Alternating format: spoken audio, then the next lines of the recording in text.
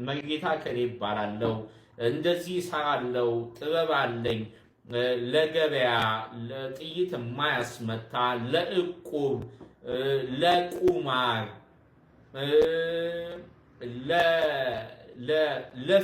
ለፍርድ ማለት ፍርድ ቤት እንዲፈረድላችሁ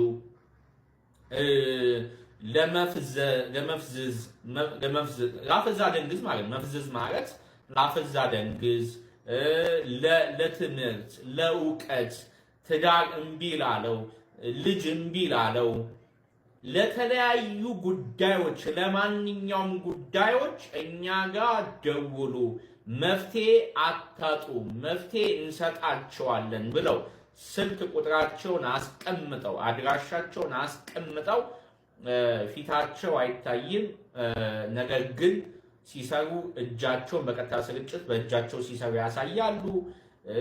በተለያዩ ማህበራዊ ሚዲያ በቴሌግራምም ጭምር ራሳቸውን እያስተዋወቁ ይሄ ግራ የገባውን ትውልድ ይሄን ስራ ያጣ ነገሮቹ የተመሰቃቀለበት አይነጥላ ስራ ያሳጣውን አይነጥላ ነገሩን የዘጋበትን በሙሉ ግራ የገባውን ጭራሽ የበለጠ ግራ ለማጋባትና አይነጥላን ለማዋረስ እንደዚህ አይነት ስራዎች እየሰሩ ይገኛሉ። ይሄ በጣም በሚያሳዝን ሁኔታ ስማቸው በቤተ ክርስቲያን መጠሪያ ነው። መሪጌታ እከሌ ይባላለው በሚል ሁኔታ ቤተ ክርስቲያን ድግምተኞች፣ መተተኞች፣ ሟርተኞች፣ ጠንቋዮችን የምታበረታታ የሚያስመስሉ አስመሳዮች፣ ውሸታሞች፣ ሌቦች፣ የአጋንንት ልጆች፣ አጋንንት አፍቃሪዎች ትውልዱን በእንዲህ አይነት ሁኔታ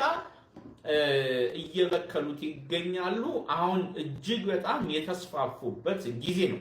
እነዚህ ሰዎች ምን ሲሰሩ ይውላሉ፣ ምን ሲሰሩ ያድራሉ የሚለውን ስንመለከት ሌላ ምንም ነገር የለውም። የሚሰሩት ድግምት ነው፣ የሚሰሩት መተት ነው። ከጠዋት እስከ ምሽት፣ ከምሽት እስከ ሌሊት ሙሉ መተት ሲመትቱ ይውላሉ። በትውልዱ ላይ መተት ሲልኩ፣ በመተት ትውልዱን ሲያስሩ ይውላሉ። የሚመተትበት ሰው ብዙ ነው፣ አስመታችሁም ብዙ ነው። በሚገርም ሁኔታ የመተት አጋንንቱ አስመታችሁም ላይ መታችሁም ላይ ይገባል። መተቱ ሁሉም ሰው ላይ በእንዲህ አይነት ሁኔታ ተዳርሶ ሁሉም በመተት እየተሰቃየ ይገኛል። በአብዛኛውን ጊዜ በተለያዩ የንግድ ቦታዎች ላይ መተት እየተለመደ መጥቷል። በተለይ ከቅርብ ጊዜ ጀምሮ በንግድ ዓለም ላይ በመተት የሚነግዱ በመተት የሚንቀሳቀሱ ሰዎች እጅግ በጣም በዝተዋል። ከትንሽ ንግድ እስከ ትልቅ ንግድ የሚነግዱ ሰዎች በመተት መነገድ ከጀመሩ ውለው አድረዋል። በሚገርም ሁኔታ በነሱ መተት ገበያቸው እንዲሰፋ ገበያቸው እንዲያድግ በተለያዩ ነገሮች ያስደግማሉ፣ ያስመትታሉ። ከዛ በኋላ ገበያቸውን በመተት አማካኝነት ይሰራሉ ማለት ነው። ስራቸው ሙሉ ለሙሉ በመተት አማካኝነት ሆኗል።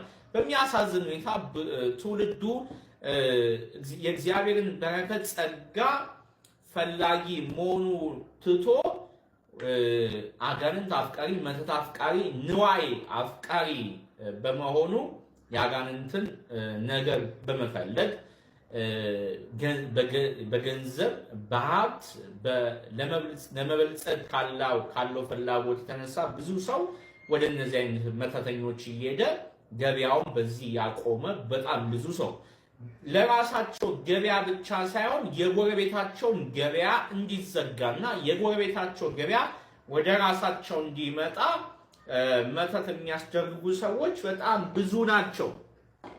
ስለዚህ እናንተ በተለይ በንግድ ዓለም ተሰማርታችሁ የምትነግዱ ሰዎች እግዚአብሔርን ፈርታችሁ እግዚአብሔርን አክብራችሁ እየነገዳችሁ ከንግዳችሁ አስራት በኩራት እያወጣችሁ ያላችሁ ሰዎች በንግድ ቦታችሁ ላይ እንደተመተተባችሁ በተለያዩ ነገሮች በሚጣሉ በሚደፉ ነገሮች ገበያችሁ መዘጋቱ ንግዳችሁ መቀዝቀዙን ካስተዋላችሁ ከቅርብ ጊዜ ጀምሮ በቀጥታ ማድረግ ያለባችሁ መፍትሄውን ደግሞ ከዚህ በፊት አስተምሬያለሁ፣ አስቀምጫለሁ።